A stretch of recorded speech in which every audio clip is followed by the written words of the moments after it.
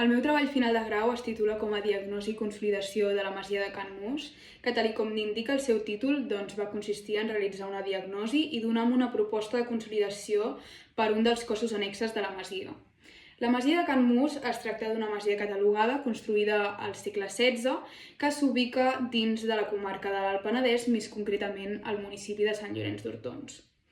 El present treball va consistir en realitzar una recerca històrica per poder identificar quin era l'antic ús del cos annex objecte d'estudi i també poder determinar quin era el seu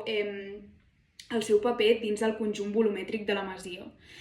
Es va determinar que aquest espai responia a unes necessitats molt pràctiques del moment, com era la producció vitivinícola pròpia de la comarca de l'Alt Penedès, i es va realitzar una diagnosi per poder-ne identificar quin era el seu estat actual i els diferents processos patològics visibles en ell.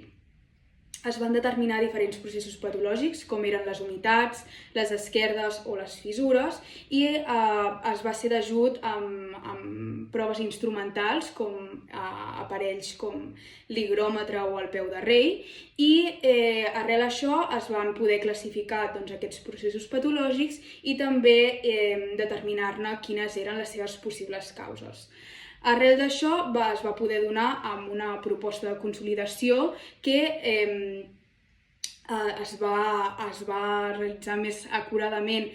a l'haver determinat aquests processos patològics, i aquesta proposta de consolidació es prioritzava els principis de reversibilitat i també es posava en valor aquest tipus de construccions i els materials tradicionals.